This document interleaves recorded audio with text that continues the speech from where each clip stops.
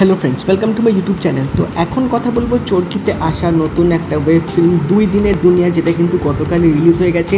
তো এই ফিল্মটা কীরকম হলো সেটা নিয়ে তোমাদের সাথে কথা বলবো, তো ভিডিওটা কিন্তু অবশ্যই শেষ অবধি দেখবে। তো 2 দিনের দুনিয়া যখন টিজার ট্রেলার এসেছিলো তখন আমার ওই টিজার ট্রেলারগুলো দেখা হয়নি, বাট আমি যখন জানতে পারলাম যে এই ফিল্মটার মধ্যে দুটো তাবড় অভিনেতারা আছে এবং এটা যখন চরকি থেকে আসছে তখনই কিন্তু আমার এই মুভিটা দেখার একটা আগ্রহ ছিল।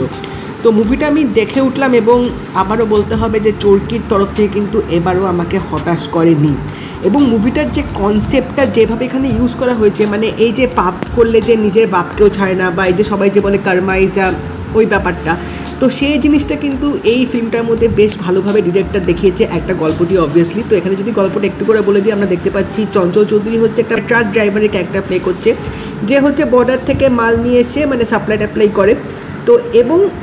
তো একদিন তার জার্নিতে তার সাথে দেখা হবে ফজলুর রহমান বাবুর সাথে, যে একটা ক্যারেক্টার প্লে করছে যার নাম হচ্ছে জামশেদ। তো এই জামশেদ হঠাৎ কোথা থেকে আসলো এবং খুব একটা অদ্ভুত একটা উইয়ার্ড সিচুয়েশন এখানে দুজনের দেখা সাক্ষাৎ হয়।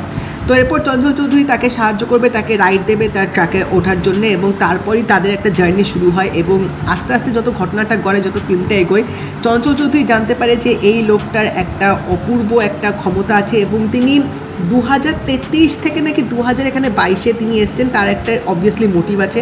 তো এই মোটিভটা কী এবং চঞ্চল চৌধুরী, তো তারপর তার লাইফে অনেক রকম ঘটনা ঘটবে এবং সেই ঘটনাগুলো কি তার কোনো পাপের সাথে কি জড়িত আছে, তো এই ঘটনাগুলো থেকে তিনি কীভাবে মুক্ত পাবেন, আদেও তিনি মুক্ত পাবেন কি না, এই জিনিসগুলো জানতে গেলে তোমাদেরকে চরকিতে গিয়ে 2 দিনের দুনিয়া এই মুভিটা অবশ্যই দেখতে হবে। তো যেটা আমি বলছিলাম যে ফিল্মটার মধ্যে এই যে কর্মা যে কনসেপ্টটা, যে তুমি যে কাজটা করবে, যে খারাপ কাজটা করবে, সেটা কিন্তু তোমার কাছে একদিন না একদিন ঠিকই ফিরে আসবে। তো সেই জিনিসটা কিন্তু ডিরেক্টর এখানে বেশ ভালোভাবে দেখিয়েছে। এবং এখানে যে আফটার লাইফের পর যে কী হয়, মানে কত রকমের যে পাপ আছে এবং বিভিন্ন রকমের যে পাপগুলো কীভাবে মানে হয়, সেই কাজগুলো কী হয়, এবং প্রত্যেকটা পাপের এই যে নরকে গিয়ে যে এক একটা যে নাম থাকে, কাউকে তেলে পোড়ানো হয়, আরও যে অনেক রকমের যে শাস্তিগুলো যে আছে সেগুলোও কিন্তু কিছু কিছু এই ফিল্মটার মধ্যে তুলে ধরা হয়েছে এবং সেটার প্রেজেন্টেশনটা কিন্তু ফিল্মটার মধ্যে বেশ ভালোভাবে দেখিয়েছে।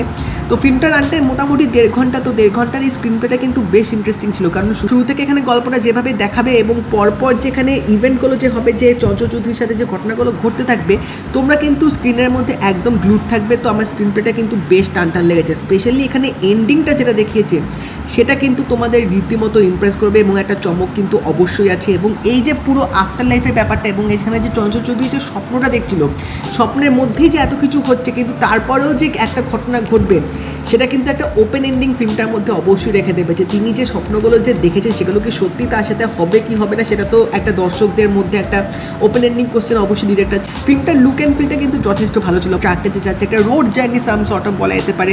তো তার সাথেও এখানে যে রিয়েল লোকেশনে যে শুটিংগুলো হয়েছে সেগুলো কিন্তু বেশ ভালোভাবে দেখেছে। এবং অবভিয়াসলি এখানে এই দুজনের যে অভিনয়টা সেটা কিন্তু জাস্ট নেক্সট লেভেলের ছিল। এখানে চঞ্চল চৌধুরী যেরকম নিজের অভিনয়টা দেখাচ্ছে, সেরকম আরেকদিকে বাবুও কিন্তু নিজের অভিনয়টা বেশ ভালোভাবে দেখিয়েছে। কিছু এখানে সিন আছে যেখানে ফজলুর রহমান বাবু নিজের অভিনয়টা এত ভালোভাবে ফুটিয়ে তুলেছে যে ওই সিনগুলো কিন্তু তোমাদের দারুণ লাগবে দেখতে। এবং তাছাড়াও এখানে যে কোয়ার্টিস্ট যারা আছে তাদেরও কিন্তু অভিনয়টা বেশ ভালো ছিল। এবং চঞ্চল চৌধুরী এই যে পাপ কাজগুলো যে করেছে, সেই পাপ কাজের ফলস্বরূপই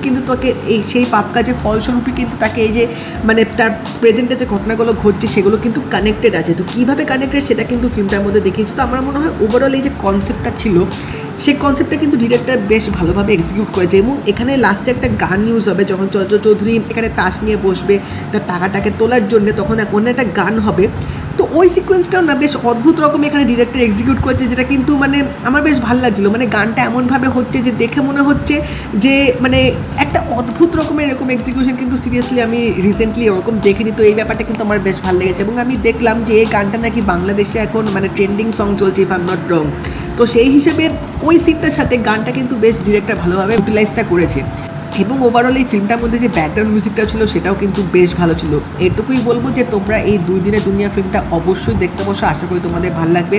এবার হ্যাঁ, যদি খুব এক্সপেকটেশনস নিয়ে দেখতে বসো তাহলে হয়তো তোমরা হতাশ হতে পারো, বাট আমার কিন্তু সত্যি ফিল্মটা অতটাও খারাপ লাগেনি, আমি কিন্তু বেশ এনজয় করেছিলাম। তো তোমরা যদি এই ফিল্মটা দেখে থাকো আমাকে জানিও তোমাদের কেমন লাগলো, এবং যদি এই ভিডিওটা ভালো লেগে থাকে লাইক করে দিও, শেয়ার করে দিও, চ্যানেলটা কিন্তু অবশ্যই সাবস্ক্রাইব করে দেবে, নোটিফিকেশন বেলটাও কিন্তু অল করে দিও। তো দেখা হবে পরের ভিডিওতে, বাই।